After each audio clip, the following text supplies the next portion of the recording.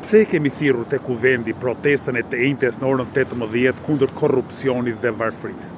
Sepse pavarësisht se kanë në përkëmbur Edi Rama dhe batakçitë e tjerë, kuvendi mbetet institucioni më i rëndësishëm i shtetit shqiptar. Është bartës i përkohshëm i sovranitetit popullor, kështu që kuvendi i Shqipërisë në emër të popullit do duhet shkarkojë për korrupsion Edi Rama dhe Belinda Ballukun.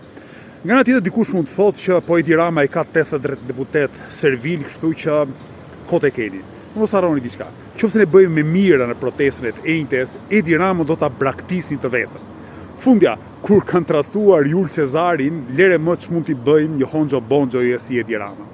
Nga ana tjetër ne duam që përveç kërkesave për heqjen e të keqes, Ramës, Ballukut, kërkojmë nga institucionet shqiptare në radhë parë nga Kuvendi i Shqipërisë marrjen e masave dhe bërjen e ligjeve të duhura për të përmirësuar jetën e qytetarëve.